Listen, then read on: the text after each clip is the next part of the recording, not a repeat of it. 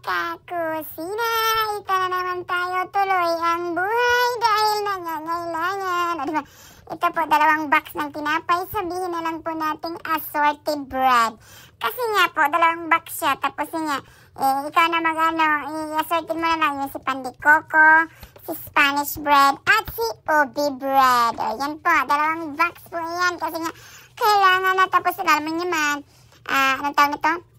Mahal-mahal na lahat-lahat, kailangan din natin mag-increase. Baka hindi pa alam sa ating mga ibang customer na kailangan natin ifa-faalala na mahal na po. May increase na po ang ating mga patinapay. Kung noon ay 23 pound, ngayon ay 25. For example, yung sa Spanish bread, o ganun po, sa Pandicoco. Pero yung sa half-half naman, parang piso lang ang dinagdag ko kasi nga, di ba? Dito na naman ako sarili ko na namamahalan ako. Pero pag mag-order naman ng half, yun doon Pag half, yun, di ba? Kung noon, magkano ngayon? For example, 15 quid ata yung half.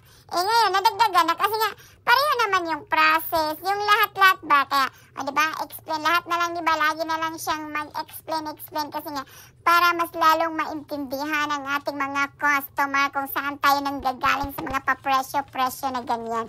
Kasi nga po, mahal na lahat. Tapos hindi pa kasama yung pagbayad ng labor, di ba? Yung labor na paggagawa natin. Pati nga yung paghuhugas na lang ng, kasama na yun sa labor, di ba? Yung paghuhugas. Hindi na talaga nakasama sa pagkwenta-kwenta, kaya sana naman yung iba, wag yung, lahat naman tayo minsan, masasabi natin mahal kasi nga, if ever naman talagang mahal, ganun talaga sabihin natin, ang mahal naman.